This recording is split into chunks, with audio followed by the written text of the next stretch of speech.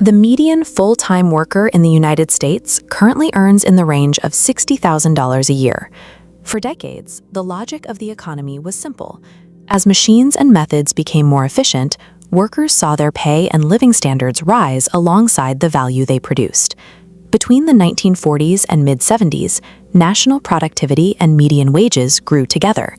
Then, in 1975, they decoupled. Productivity climbed, but real wages flatlined. Had workers maintained their share, they'd earn $120,000 today instead of $60,000. This gap represents trillions of dollars every year that used to be paid as wages, now redirected as income for the top 1%. This concentration mirrors the early Industrial Revolution. New technology created massive output, but gains stayed with capital owners while workers faced deteriorating conditions. By the late 1800s, extreme inequality had become a liability for the elite. Fearing that the working class would eventually revolt, industrial leaders sought a way to justify the lopsided distribution of wealth. In 1899, economist John Bates Clark introduced marginal productivity theory. It asserted that in an efficient market, a worker's pay is the precise, objective measure of the value they contribute to the world.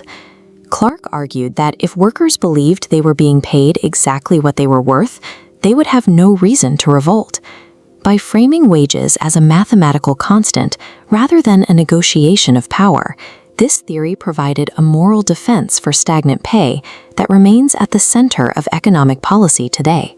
Beyond the suppression of wages, the system has increasingly moved toward the extraction of physical assets, specifically the family home.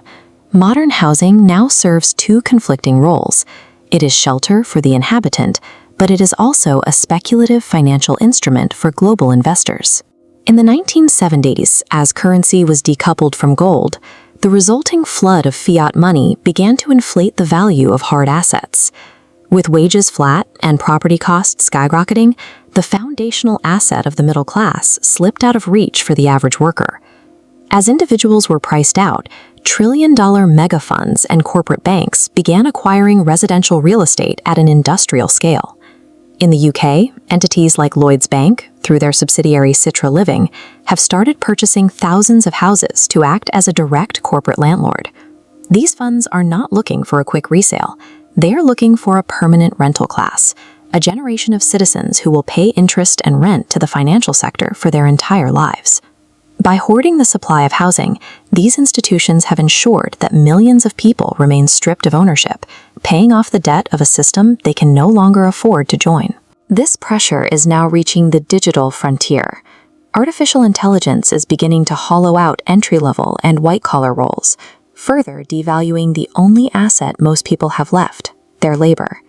In response to this displacement, some political leaders are proposing that the state take a 50% ownership stake in major tech companies, using the profits to fund the citizens AI has replaced. AI represents a final decoupling. It allows the owners of the most powerful technology to sever the link between their profits and the need for a human workforce. Governments often appear powerless in the face of this concentration because of a massive geopolitical loophole. We now live in an economy of borderless megacorporations. They utilize a nation's roads, infrastructure, and legal systems to reach customers, but they legally report their profits elsewhere. This is the sovereignty trap. Wealth is extracted from a local population, but the resulting gains are permanently sheltered in foreign tax havens. When corporations bypass the tax system, the burden of funding society falls entirely on the remaining middle class and local, stationary businesses.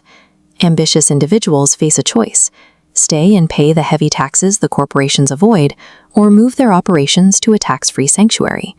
When single nations try to close these loopholes, corporations simply pass the new costs onto the local consumers or blacklist the country entirely. The architecture of global finance has made local governments increasingly incapable of holding digital capital accountable to the people who provide its revenue.